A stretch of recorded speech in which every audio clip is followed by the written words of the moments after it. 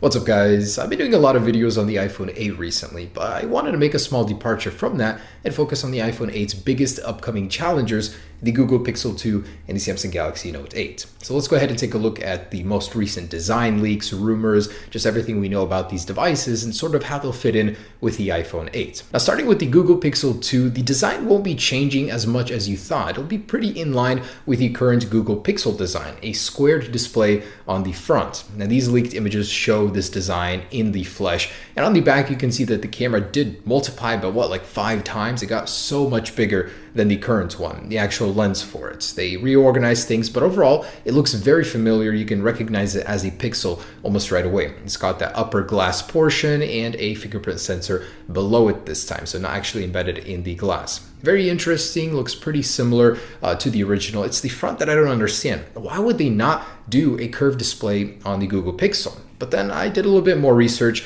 and there are rumors that the Google Pixel XL will have an organic LED display made by LG that'll span 6 inches. Then there are the other rumors that case manufacturers have released renders showing the Google Pixel XL2 to be a completely different design from the standard Pixel. So honestly, what I think that Google might do is they may have a standard Pixel with a square display, LCD. It's rumored to be 1080p, just a 5-inch display. And then the flagship will be the Pixel XL2, which will have a 6-inch massive organic LED display with curved corners, that futuristic design that we saw in a lot of the earlier leaks for the Google Pixel XL2. So I think that's definitely something they could do. The standard design will be boring, but the larger one will be more of the true competitor with the iPhone 8, as it seems like every manufacturer nowadays is doing something different with their displays, large bezel-less displays with curves on them. I mean, that's the trend nowadays, and Google doesn't want to miss out on that. So that's something that I definitely think they could do, and the result really is stunning just from this concept alone. The Google Pixel XL2 is also rumored to have a 1440p display, so that 6 inches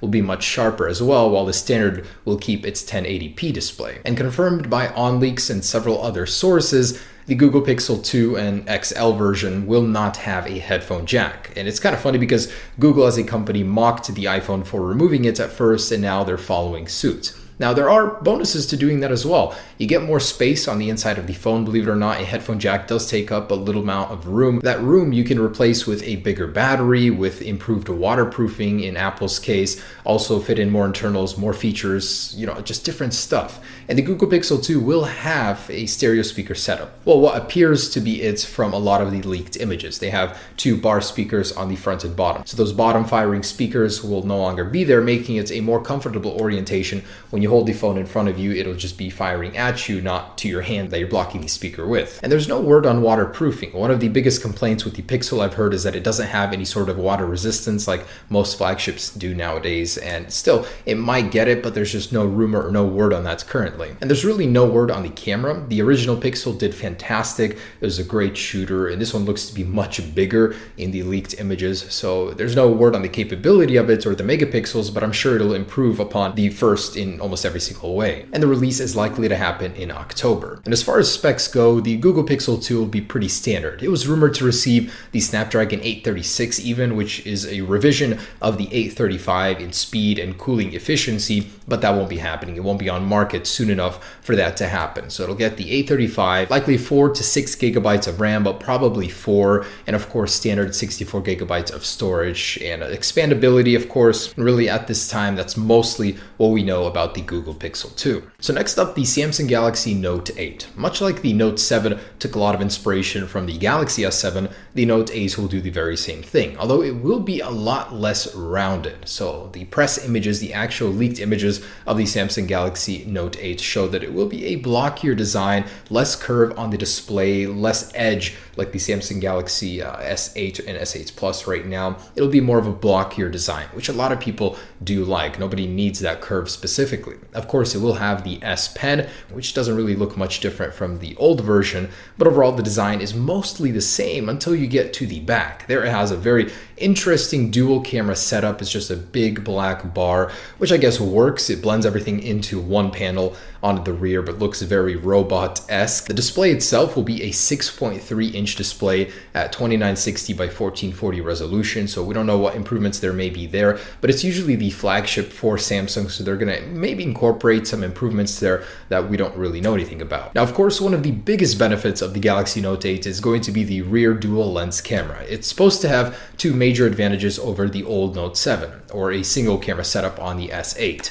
So currently, one of them is optical zoom. It's rumored to get a 3 times optical zoom, which puts it at an advantage over the iPhone 7 Plus at 1 times more zoom than the 7 Plus. So that'll be one advantage. Also, there's supposed to be a super night shot. So with a dual lens camera setup, you can get much more clarity in the dark by mixing 2 images into one instead of just using a singular camera, which is great. So those are some great advantages coming to the camera. I'm sure there will be more, but those are just the rumored ones right now. Now with the Samsung Galaxy Note 8, this is going to be the first device from Samsung to fully embrace a pressure sensitive display. So much like the Galaxy S8, which has it on the bottom for the button itself, it's going to be the full display, and you're going to be able to get more actions using this, of course, just like 3D Touch on the iPhone. For whatever reason, Android really hasn't embraced 3D Touch, even though it offers a lot of possibilities, a lot of convenience. This will be the actual first phone from Samsung to fully embrace this feature, which I think is awesome. I mean, I don't mind that they're going to copy it from Apple. It means